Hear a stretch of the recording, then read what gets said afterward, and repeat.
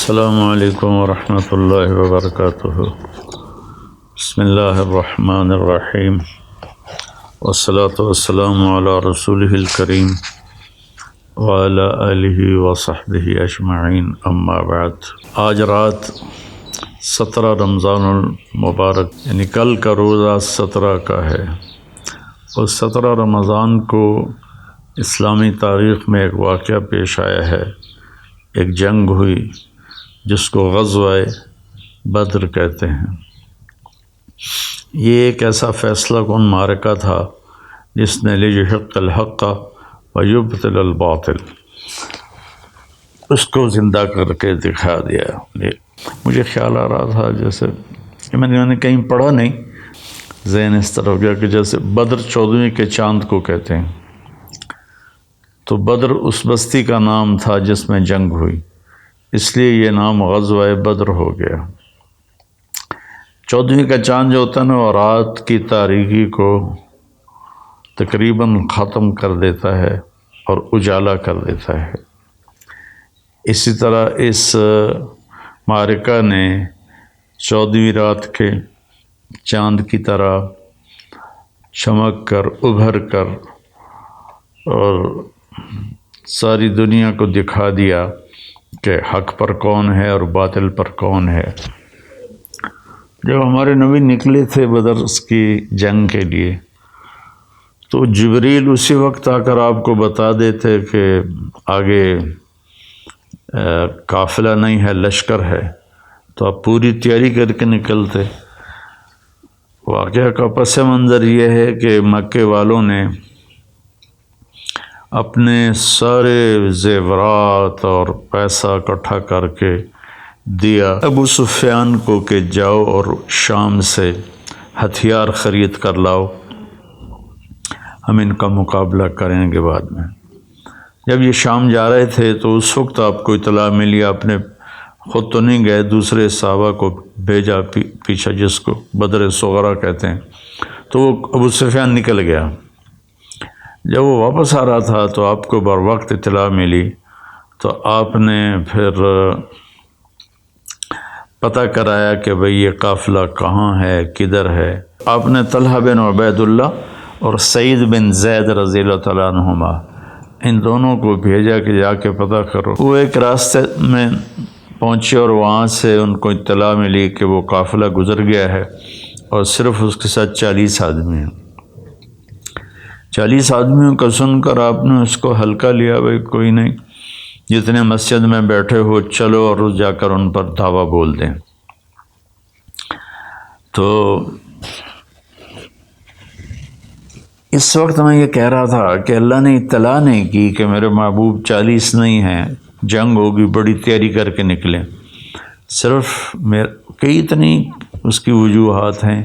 ایک وجہ جو بڑی سمجھ میں آتی ہے کہ اللہ یہ بتانا چاہتے تھے کہ تمہاری فتح اسلحہ کی برتری کی وجہ سے نہیں ہے، تعداد کی وجہ سے نہیں ہے، بلکہ اللہ کی خاص مدد سے اللہ تعالیٰ تمہارے ساتھ ہے اور تمہاری برتری اور کامیابی ہے۔ اس لیے وہ بالکل بے خبر ہو کر نکلے۔ جب وہ ابو سفیان کو پتہ تھا کہ میرا پیچھا ہوگا، تو اس نے ایک جگہ دیکھی، اونٹ کی لد دیکھی، تو اس نے اس کو توڑا، تو اس میں مدینے کی گٹھلیاں، اس معاملے میں اتنے سمجھدار تھے، اس نے کہا اس میں تو مدینے کی کھجور کی گٹھلیاں ہیں۔ اس نے اسی وقت زمزم بن عامر غفاری کو پیسے دے کر بھیجا کہ جاؤ مکے میں اطلاع کرو کہ مدینے والوں نے حملہ کر دیا ہے۔ تو زمزم بن عامر غفاری جب مکے میں داخل ہوا تو اس نے کرتا اتار دیا۔ یہ بری خبر دینے کی علامت ہوتی تھی۔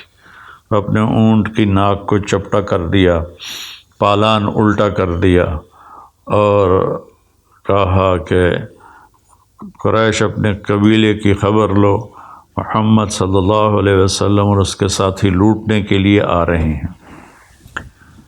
اچھا، ادھر تو پوری تیاری ہوئی اور 1300 کا لشکر مکے سے تیار ہو کر مدینے کی طرف بڑھا، اور ادھر آپ صرف 313 کو لے کر نکلے، اور پورے لشکر میں 2 گھوڑے تھے، ایک حضرت زبیر کے پاس، ایک حضرت مقداد کے پاس، اور 60 اونٹنیاں تھیں جس پر وہ باری باری 313 سوار ہو کے چل رہے تھے۔ اللہ کے نبی بھی اپنی باری پر، آپ کی اس میں تھے، آپ کے ساتھ حضرت علی رضی اللہ تعالیٰ عنہ تھے، اور ایک ابو لبابہ رضی اللہ تعالیٰ عنہ تھے۔ پھر آپ نے ان کو واپس بھیج دیا اور مدینے کا گورنر بنا کے، قائم مقام نائب بنا کے مدینے کے خبر گیری کے لیے واپس بھیج دیا۔ جب یہ قافلہ بدر پہنچا اس کے قریب، تو آپ کو پتہ چلا اور صحابہ کو پتہ چلا کہ مقابلہ تو پورے بڑے لشکر کے ساتھ ہے۔ ادھر ابو سفیان نے پیغام بھیج دیا کہ میں مدینے والوں کی پہنچ سے باہر ہو گیا ہوں، اب بے شک تم واپس چلے جاؤ، اب لڑائی مت کرو۔ تو اس خبر کو سن کر ابو جہل نے کہا کہ ہم اس وقت تک پیچھے نہیں ہٹیں گے جب تک بدر میں جا کر اونٹ ذبح نہ کریں، شرابیں نہ پئیں، اور ہم اپنی کنیزوں کو نچائیں اور ان کا گانا سنیں، اس کے بعد ہم واپس جائیں گے۔ لیکن اس لشکر میں اخنس بن شریک ایک شخص تھے، بعد میں مسلمان ہوئے یا نہیں ہوئے کوئی پکا معلوم نہیں۔ تو انہوں نے کہا بھائی جب مقصد ہی پورا ہو گیا، قافلہ واپس چلا گیا، اب کس بات کا لڑنا؟ ابو جہل اڑا ہوا تھا، نہیں ہم بدر تک ضرور جائیں گے۔ تو اپنے 300 ساتھیوں کو لے کر واپس ہو گیا بنو زہرہ کے۔ تو بعد میں وہ بڑی خوشی مناتے تھے کہ شکر ہے کہ ہم واپس آ گئے، ورنہ بہت بری شکست ہوئی تھی۔ تو اس طرح یہ مکے والوں کا جو قافلہ تھا، جو لشکر، یہ 1000 رہ گئے۔ اس میں 300 گھوڑ سوار تھے، اور باقی جو 700 تھے وہ سب مسلح تھے، تمام ہتھیاروں کے ساتھ، اونٹنیاں تھیں، اور 2 گھوڑ سوار، 300 گھوڑ سوار۔ اس سے آپ اندازہ لگا سکتے ہیں دونوں لشکروں کی توازن کا، کہ ایک لشکر کیسا تھا، دوسرا کیسا تھا۔ جب آپ بدر سے تھوڑا پہلے پڑاؤ ڈالے ہوئے تھے تو آپ نے فرمایا بھی اب بتاؤ آپ نے مجلس قائم کی، کیا کرنا ہے؟ لڑیں، واپس جائیں، تیاری کر کے آئیں، یا یہیں سے آگے بڑھ کے حملہ کر دیں؟ تو بعض صحابہ نے کہا یا رسول اللہ ہماری تیاری نہیں، ہماری تیاری مکمل نہیں۔ کما اخرجک من بیتک بالحق وان فریقا من المؤمنین لکارہون، اس آیت میں اس طرف اشارہ ہے۔ تو میرے خیال میں ہم واپس جائیں اور تیاری کر کے آئیں۔ تو ابو بکر صدیق رضی اللہ عنہ کھڑے ہو کر عرض کی یا رسول اللہ ہم آپ کے شانہ بشانہ ہیں، لڑائیں گے تو لڑیں گے، ہٹائیں گے تو ہٹ جائیں گے۔ عمر رضی اللہ تعالیٰ عنہ نے بھی کھڑے ہو کر یہ بات عرض کی کہ یا رسول اللہ ہم آپ کے ساتھ ہیں۔ تو پھر مقداد بن اسود رضی اللہ تعالیٰ عنہ کھڑے ہوئے، تو انہوں نے کہا یا رسول اللہ ہم بنی اسرائیل نہیں ہیں کہ کہیں اذهب انت وربک فقاتلا۔ جب موسیٰ علیہ السلام نے ان کو قتال کے لیے تیار کیا تو کہنے لگے اے موسیٰ آپ جائیں، آپ کا رب جائیں، دونوں لڑ کے فتح حاصل کریں، پھر ہمیں بلا لیں جب فتح حاصل ہو جائے۔ تو فرمایا کہ یا رسول اللہ ہم بنی اسرائیل نہیں ہیں، ہم آپ کے آگے لڑیں گے، پیچھے لڑیں گے، دائیں لڑیں گے، بائیں لڑیں گے، ہماری لاشوں سے گزر کر وہ جائیں گے۔ تو آپ نے پھر پوچھا بھئی کیا رائے ہے؟ تو سعد بن معاذ رضی اللہ عنہ کھڑے ہوئے کہ یا رسول اللہ ہم سوچ رہے تھے ہمارے مہاجر بھائی جواب دے رہے ہیں تو وہی جواب ہمارا جواب ہے، لیکن لگتا ہے کہ آپ مدینے والوں سے الگ پوچھنا چاہتے ہیں۔ تو ہماری بات یہ ہے کہ سالم من شئت وقت حبال من شئت قاتل من شئت، یا رسول اللہ ہم آپ کے ساتھ ہیں، جس سے جوڑ دیں جڑ جائیں گے، جس سے توڑ دیں ٹوٹ جائیں گے، جنگ کروا دیں بھڑ جائیں گے، سمندروں میں کود جاؤ کود جائیں گے، مدینے کا ایک بچہ بھی پیچھے نہیں رہے گا۔ برق غماد تک اپنے اونٹنیاں دوڑاتے چلے جاؤ، یمن کے ایک پہاڑ کا نام تھا، تو پیچھے مڑ کے کوئی نہیں دیکھے گا۔ تو اس پر آپ بہت خوش ہوئے، آپ نے فرمایا کہ اللہ کی مدد ہمارے ساتھ ہے۔ تو آپ نے کوچ کیا اور بدر میں ایک جگہ پر خیمے لگانے کا اعلان کیا۔ جب سارے خیمے لگ گئے تو پھر ایک صحابی کھڑے ہوئے، حباب بن منذر رضی اللہ تعالیٰ عنہ، یا رسول اللہ، یہ جو خیمے آپ نے لگائے ہیں یہ اللہ کے حکم سے لگائے ہیں، اللہ کی وحی سے لگائے ہیں؟ آپ نے فرمایا نہیں، یہ میری اپنی ذاتی رائے تھی۔ تو حباب بن منذر کہنے لگے، یا رسول اللہ، یہاں خیمے لگانا ٹھیک نہیں ہے، وہ فلاں جگہ ہم پانی کے قریب ہو جائیں گے، ہم اونچائی پر ہوں گے، دشمن نچائی پر ہوگا، تو ہم ان پر قابو پا سکتے ہیں۔ تو اب جبریل آئے اور عرض کیا، رسول اللہ، اللہ تعالیٰ فرما رہے ہیں جیسے حباب بن منذر نے کہا ہے ویسے کیا جائے۔ اچھا، اب آپ اس میں سارے حضرات جو سن رہے ہیں غور کریں کہ اللہ نے پہلے کیوں نہیں بتا دیا وحی کے ذریعے کہ یہاں خیمے ٹھیک نہیں ہیں، وہاں ٹھیک ہیں۔ یہ ایک خوبصورت سنت کو وجود دیا کہ چھوٹا بھی بڑے کو رائے دے سکتا ہے، اور بڑا اپنے چھوٹے کی رائے پر غور کرے۔ وہ یہ نہ کہے تم کیا پدی کا شوربہ، کل تسی جمے ہو تے آج سانو تسی نصیحتاں کر رہے ہو، اس سے بڑے بڑے نقصان ہوئے ہیں۔ تو اس میں ایک بڑا خوبصورت نقطہ ہے کہ والدین اپنے بچوں کی بات سنیں، ان کو صرف بچہ نہ سمجھے۔ بعض اوقات بچے کے منہ سے ایسی بات نکل جاتی ہے جس میں سب کے لیے بھلا، فائدہ اور نفع ہوتا ہے۔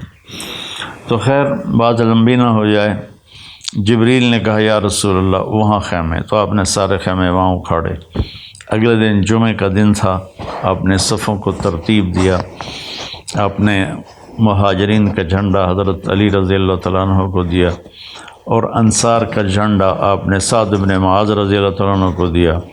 اس کو کہتے ہیں رایا، چھوٹا جھنڈا، اور بڑا جھنڈا عالم جس کو کہتے ہیں، اور عربی میں لواء کہتے ہیں، وہ آپ نے مصعب بن عمیر رضی اللہ تعالیٰ عنہ کو دیا۔ وہ سفید رنگ کا تھا، وہ سینٹر میں تھا، درمیان میں تھا۔ تو پھر آپ نے صفوں کو ترتیب دیا اور دے رہے تھے کہ ہوا کا جھونکا آیا۔ حضرت علی نے پوچھا، یا رسول اللہ، یہ کیا ہے؟ تو آپ نے کہا، جبریل آ گئے ہیں 500 فرشتوں کے ساتھ۔ پھر دوبارہ ایک ہوا کا جھونکا آیا۔ پھر حضرت علی نے پوچھا، یا رسول اللہ، یہ کیا ہے؟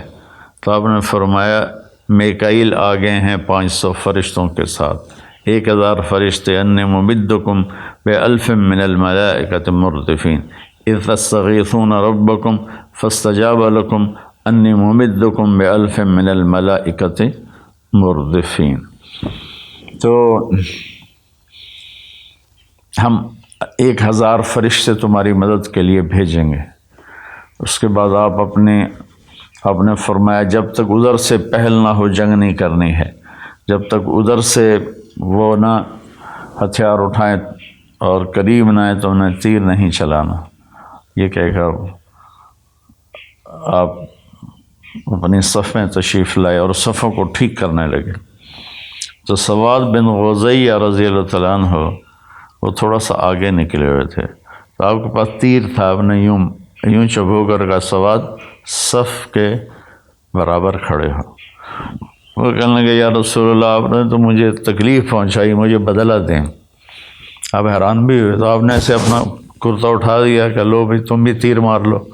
تو جلدی سے آپ کو لپٹ گئے اور آپ کے پیٹ کا بوسہ لیا کہ یا رسول اللہ، لگتا ہے آخری مارکہ ہے میرا، شہادت سے پہلے میرے لب آپ کے جسم مبارک کو چھو جائیں، اس لیے میں نے یہ کیا۔ اور پھر ایسا ہی ہوا، سواد بن غزیہ اس لڑائی میں شہید ہو گئے۔ تو جنگ سے پہلے شاہ سوار نکلتے تھے جنگ کرنے کے لیے۔ درمیان ادھر سے عتبہ بن ربیعہ اور ولید بن عتبہ اور شیبہ بن ربیعہ، ایک ہی خاندان کے 2 بھائی، ایک بھتیجا بیٹا، تو ولید عتبہ کا بیٹا اور عتبہ بن ربیعہ باپ اور شیبہ بن ربیعہ بھائی، تو ادھر سے نکلے، آپ نے منتخب فرمایا حضرت عوف کو اور معاذ بن افرا کو، اور یہ دونوں بھائی تھے، اور تیسرا عبداللہ بن رواحہ کو۔ تو جب یہ تینوں آئے تو سب کے چہروں پر وہ خود تھے۔ تو ابو سفیان نے، تو عتبہ بن ربیعہ نے پوچھا کون لوگ ہو؟ کہا ہم مدینہ کے ہیں۔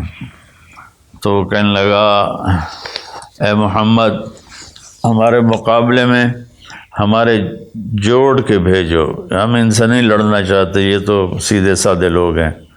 تو آپ نے تینوں کو واپس بلایا اور فرمایا حمزہ اٹھو، علی اٹھو، عبید اٹھو۔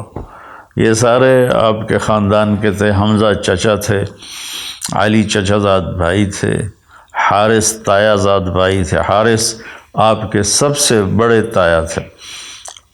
عبد المطلب کے 15 بیٹے ہوئے، ان میں سب سے بڑے حارث تھے، یہ ان کے بیٹے تھے، عبید بن حارث۔ تو یہ تینوں حضرات آگے بڑھے۔ تو عتبہ نے پوچھا کون ہو؟ کہا حمزہ بن عبد المطلب۔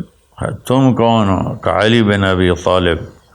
تم کون ہو؟ کہا عبیدہ بن حارث بن عبد المطلب۔ تو کہنے لگا اب ٹکر کا مقابلہ ہے، اب جوڑ صحیح پڑے گا۔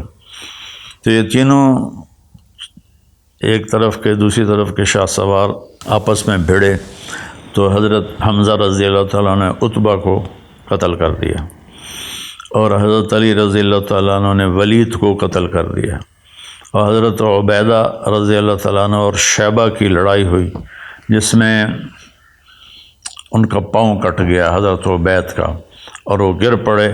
تو حضرت حمزہ اور حضرت علی رضی اللہ تعالیٰ عنہ علیہم السلام، انہوں نے آگے بڑھ کے شیبہ کا بھی سر اڑا دیا، اور حضرت عبید کو اٹھا کر لائے تو انہوں نے اللہ کے نبی کے قدموں پہ سر رکھ دیا کہ یا رسول اللہ الست شہیداً، کیا میں شہید ہوں؟ آپ نے کہا بلا وانا علیک شاہد، بالکل تو شہید ہے اور میں تیری شہادت کی قیامت کے دن گواہی دوں گا۔ پھر کہنے لگے یا رسول اللہ اگر آج ابو طالب زندہ ہوتے تو ان کے اس شعر کا میں زیادہ حقدار تھا۔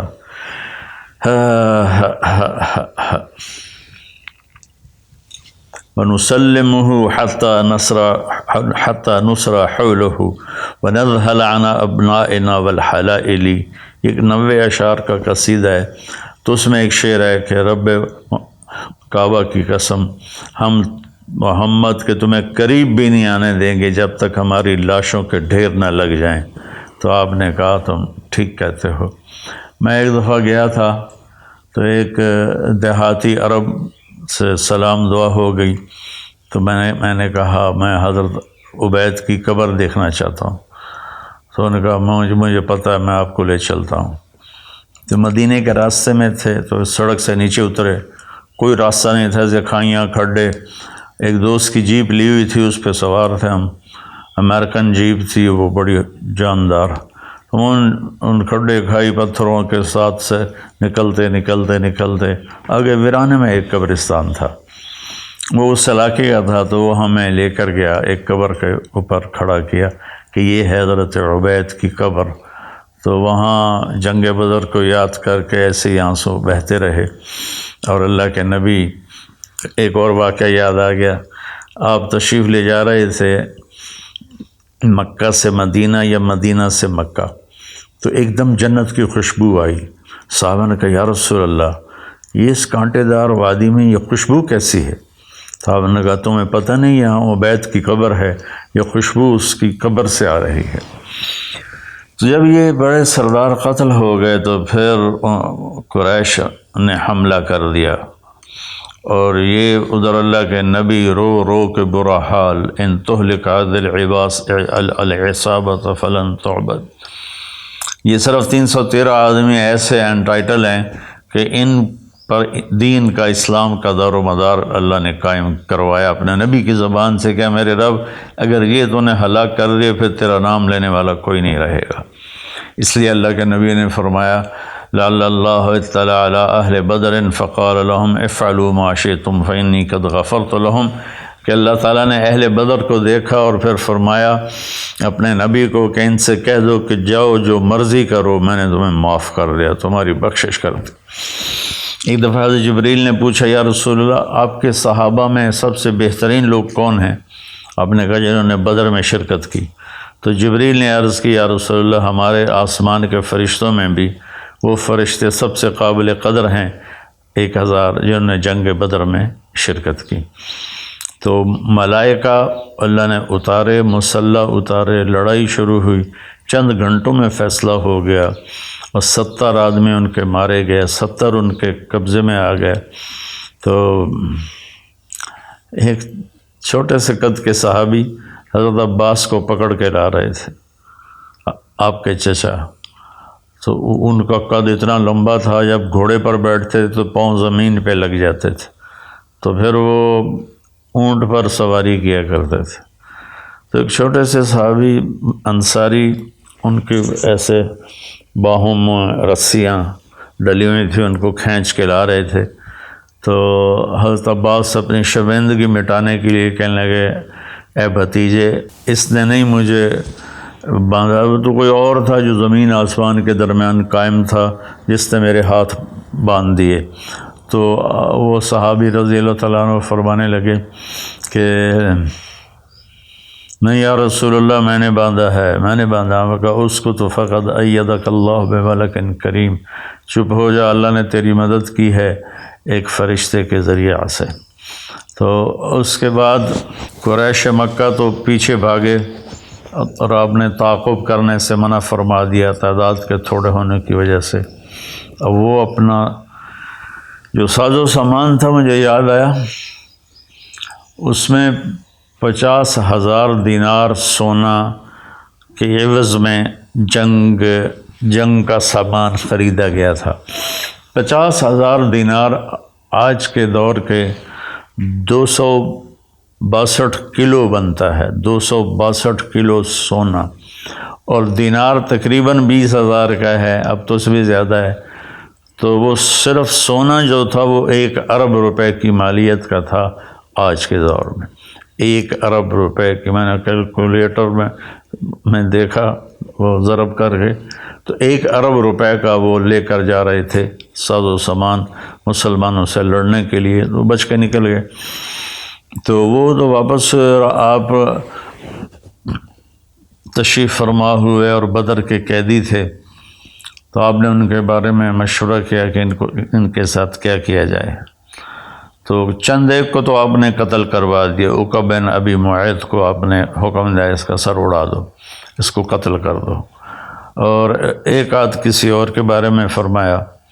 باقی آپ نے پوچھا کیا کریں، تو عمر رضی اللہ تعالیٰ عنہ نے فرمایا کہ یا رسول اللہ ہر رشتہ دار اٹھے اور اپنے رشتہ دار کا سر اڑا دے۔ اور عبداللہ بن رواحہ نے فرمایا یا رسول اللہ آگ جلا کے ان کو اس میں زندہ جلا دیا جائے۔ ابو بکر رضی اللہ عنہ نے فرمایا یا رسول اللہ میرا خیال ہے فدیہ لے کر چھوڑ دیا جائے۔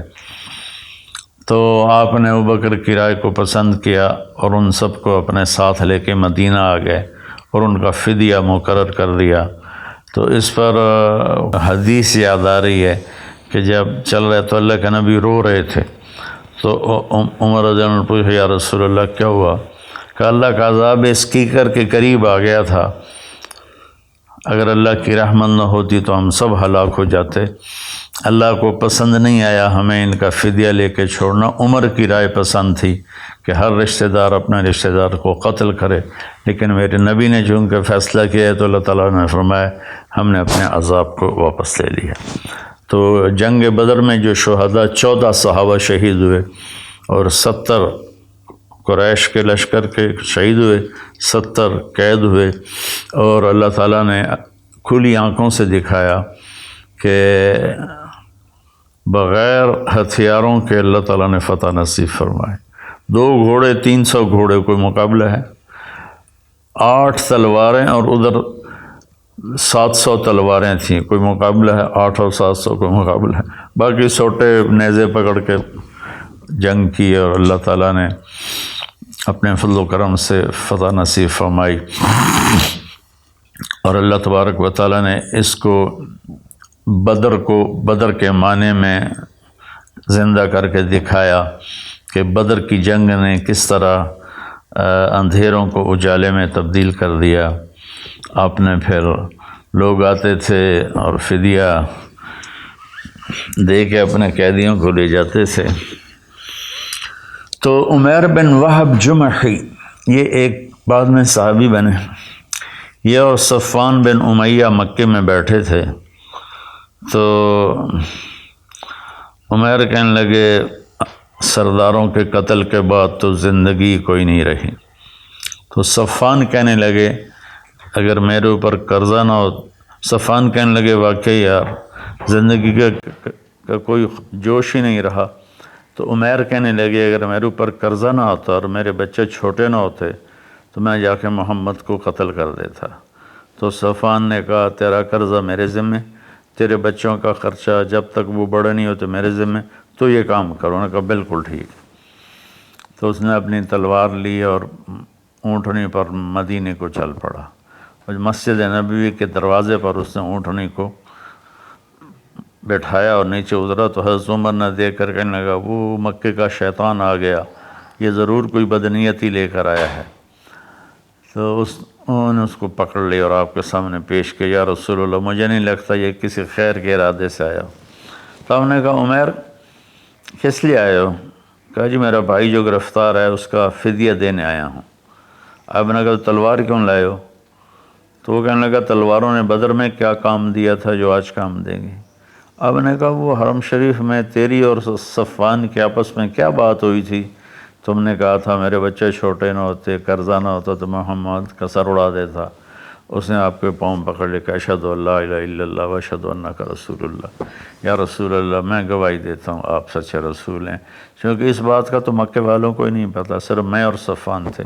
ادھر صفوان روزانہ کیا تھا ان قریب اچھی خبر سنو گے، ان قریب خوشخبری آنے والی۔ جو آدمی مدینے سے آتا بھاگ کر اس کے پاس جاتا، کوئی نئی خیر خبر۔ ایک دن ایک آدمی آیا تو بھاگا گیا، کوئی نئی خیر خبر کا، ہاں عمیر بن وہب نے اسلام قبول کر لیا۔ اس نے اتنی گالیاں دی ان کو کہ انہوں نے میرا مال برباد کیا، میرا یہ برباد کیا۔ لیکن اللہ نے بعد میں صفوان بن امیہ کو بھی ایمان نصیب فرما دیا۔ فتح مکہ پر اللہ نے ان کو ہدایت دی، کلمہ پڑھا، اور جنگ حنین کے لیے 100 زریں اکیلے صفوان بن امیہ نے پیش کی تھیں جنگ حنین کے لیے۔ تو نبی کی سیرت پڑھا کرو، میں تو اس کی تفصیل میں جاؤں تو کئی گھنٹے کا بن جائے گا یہ، لیکن میں صرف اشارات آپ کو بتا دیے، وہ جو میری یادداشت میں تھے وہی میں نے آپ کی خدمت میں پیش کر دیے۔ لیکن آپ سب بہن بھائیوں سے گزارش ہے اپنے نبی کی زندگی ضرور پڑھیں، اس سے بہت فائدہ ہوگا۔ اللہ تعالی ہم کو آپ کو عمل کی توفیق نصیب فرمائے۔ السلام علیکم۔